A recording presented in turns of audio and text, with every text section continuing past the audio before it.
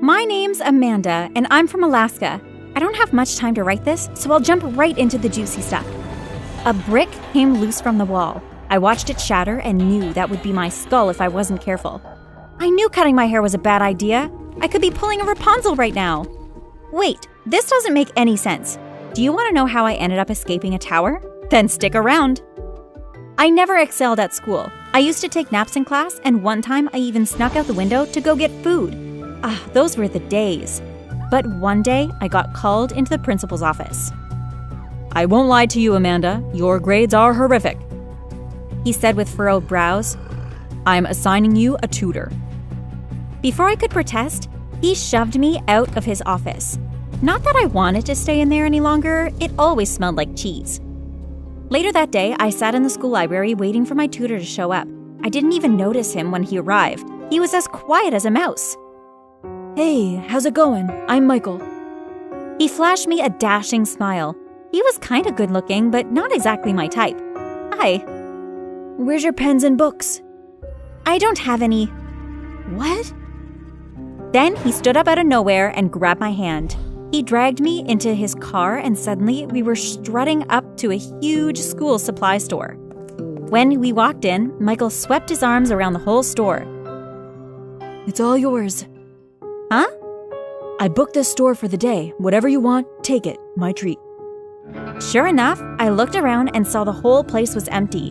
Was this guy for real? I shrugged, then headed off into the store. I must have filled 3 shopping carts with random school supplies.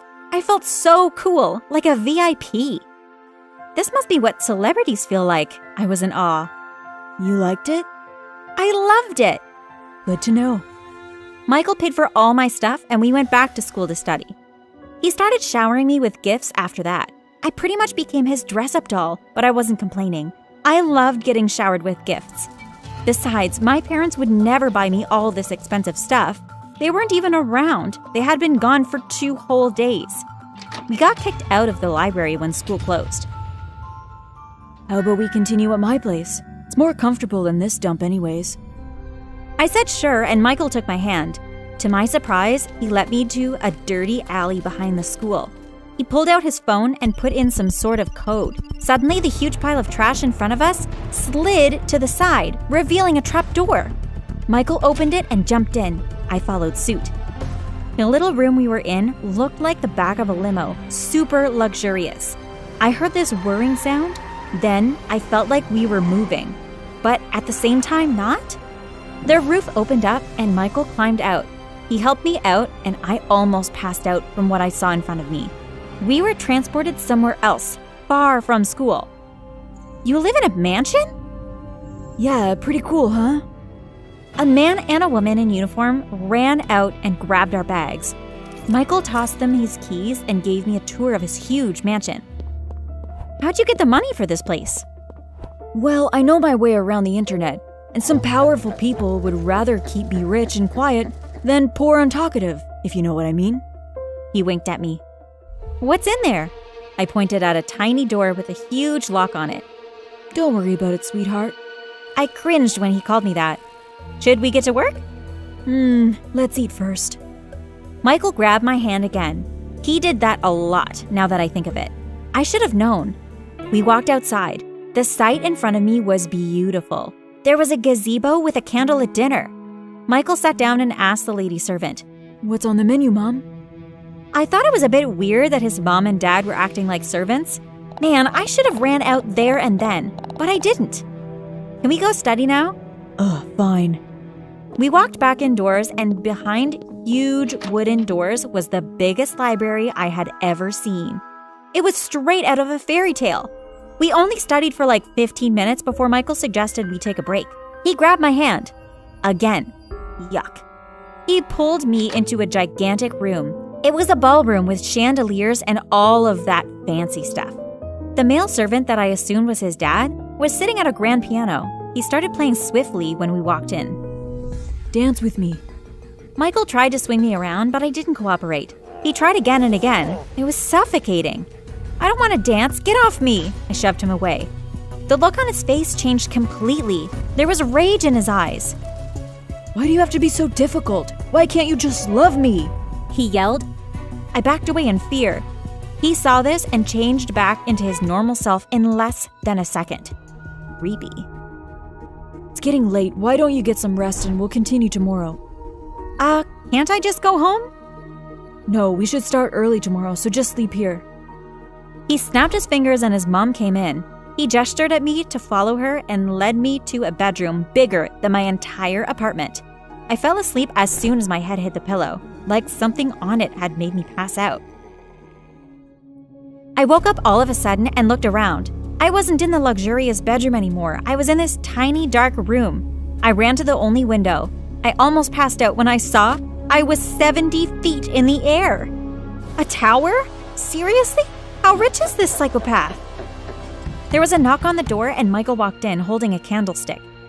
I'm not a bad guy. I just know better than you, Amanda.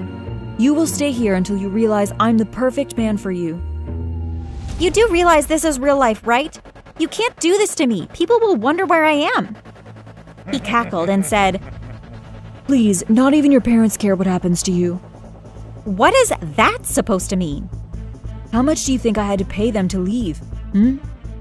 My stomach dropped. They fully left me? It wasn't just for 2 days? They weren't coming back?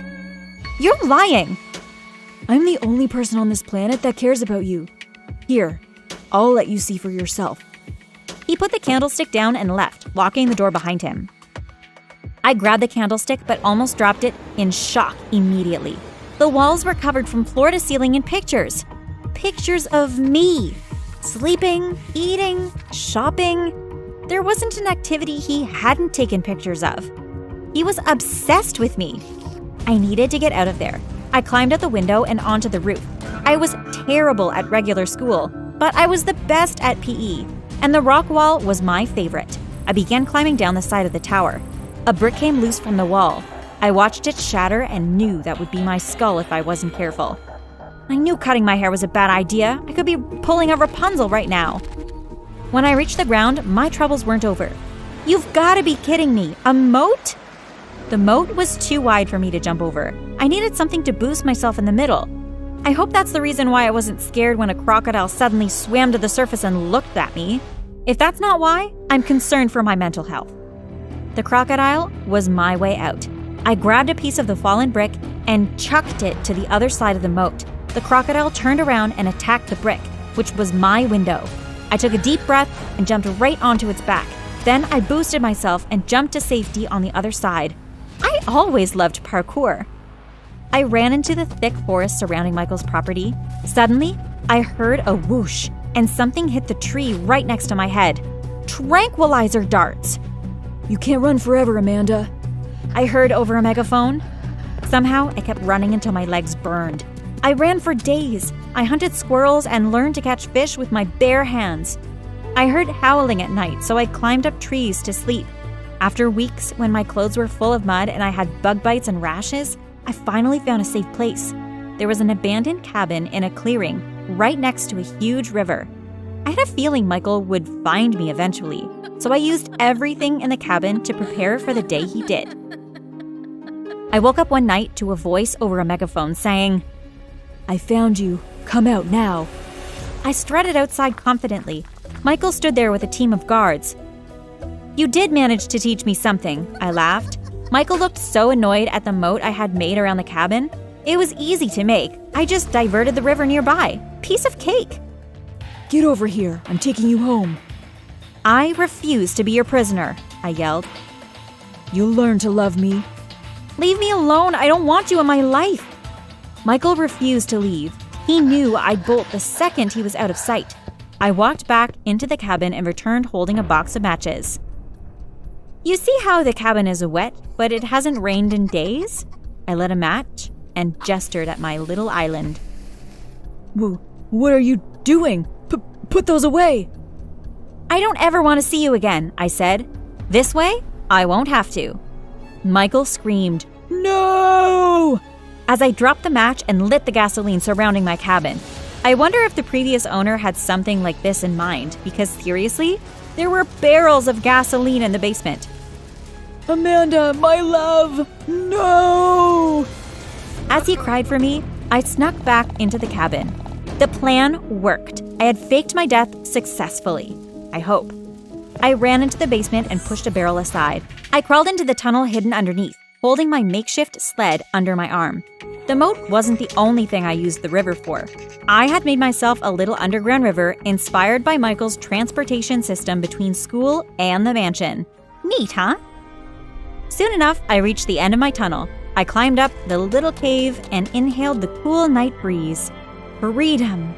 Just as the map in my cabin said, I was across the border. I could have escaped earlier, but I needed Michael to think I was dead. He is a powerful hacker, but even he can't find a ghost. I still avoid electronics because, believe me, he sees everything.